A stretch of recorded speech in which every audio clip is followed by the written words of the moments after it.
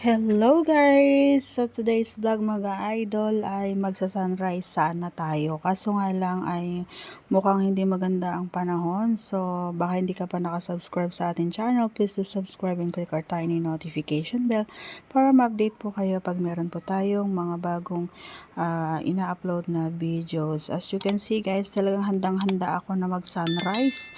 Ayan, hindi pa ako nagkakape dyan. Kagigising ko lang, nagmumug nga lang ako dyan mga idol eh, no?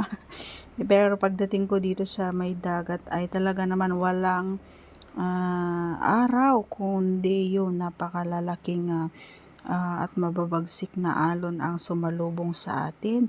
So sa location nga pala natin mga idol ay Amper dito sa may Dipakulaw, ayan, Dipakulaw. Baler pa rin ito mga idol, no? Sa gaya ng sinasabi ko sa mga vlogs ko, marami po kayo makikita magaganda dito na view dito sa Baler. Kaya sa mga gustong magpasyal at puntahan yung mga nakikita nyo guys na binibisita ko, ayan, pwede ko yung pumunta dito, mamasyal, ayan, mag-unwind, kumbaga mga tropa, family and friends, ganon. So, as you can see guys, wala nga talagang araw na lalabas dyan. Very maaga pa yan, mga 5:30 or 5, mga ganon.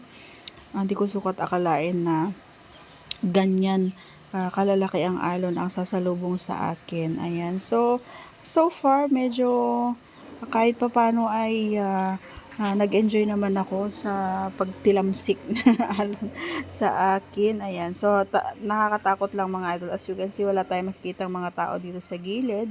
Ayan. Mga nagkakapi-kapi lang. Ayan. Pero hindi sila nag-try na pumunta dyan sa dagat dahil sobrang malakas ang alon. Ayan. Malupit, mabagsik. Ayan. Kaya yan, lakad-lakad na lang tayo dahil wala tayong nasilayan na sikat ng araw. Ayun. Once again, maraming salamat po sa pagsuporta ng ating channel.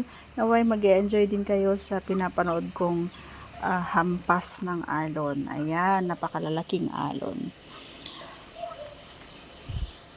So, minsan kailangan din nating pumunta sa mga ganito tahimik na lugar para makapag-isip-isip, lalong-lalo na sa mga panahon na ito ay marami tayong mga problema, mga idol, no? Kailangan nating makapag-isip-isip at malinawan ang nasa ating isipan. Kumbaga, yan, maalis ng kaunti yung puot at kirot na nangyari sa ating buhay, ganyan. So, sa mga broken hearted dyan, pwede po kayong pumunta at mamasyal po rito. Marami pong magaganda, mga beach, mga hotel and restaurant, marami pong magaganda rito guys. So, wag po kayong mahihiyang mag-PM sa akin, ayan, at i-add nyo ako sa aking Facebook, ayan.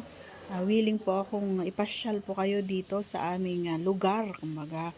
Ayan, dahil minsan di naman natin naiiwasan mga idol, no, yung magkaroon ng problema, ganyan. So, kailangan nating magmuni-muni at mapag-isa. Kumbaga, alam mo yon, yung kung pwede nga lang na, kung magsalita nga lang yung alon ay dyan mo isisigaw yung sama ng loob mo, ganyan. Pero hanggat maaari guys ay iwasan natin yun na magkaroon ng galit sa kapwa, no, mga idol, no, kasi hindi tayo magkakaroon ng katahimikan. Oo, tunay nga mga idol, no, hindi tayo magkakaroon ng katahimikan kung ang nasa puso natin ay puro galit, puot, yan, paghihiganti. Ayan yung mga hindi nararapat na ginagawa ng isang tao, no, may inggit sa katawan. Alam mo yon, mga marites. Marites. 'Di ba nadamay si Marites? Ayan. So, mga sulsol, ayan, yung mga dapat na hindi natin ginagawa sa kapwa natin, no, yung alam mong pag nakaharap, ayan, napakaganda ng pagtungo sa iyo, pero pag nakatalikod na, ayun, 'di ba? Iminamarites ka na, 'di ba? Ang mahalaga doon mga idol ay wala tayong inaagrabyadong tao, 'di ba? So ayun, okay na ako diyan sa lugar ko na 'yan, happy na ako, 'di ba? May pasayaw-sayaw pa ako. Ganyan lang ang aking ginagawa, kaya pag ako ay nai-stress, kung ako ay nalulungkot, nandito lang ako mga idol, kinakausap ko ang dagat, dyan ko ibinubuhos ang sama ng loob ko, char.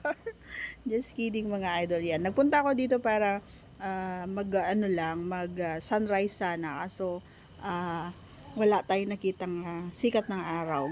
Kagaya ng sinabi ko kanina, ayan lang, nakita natin alon. Hindi rin naman tayo pwedeng maligo dahil napakabagsik ng alon. Tsaka naambon-ambon na yan guys. At may napagtanungan tayo na may bagyo daw. Hindi ko alam kung totoo.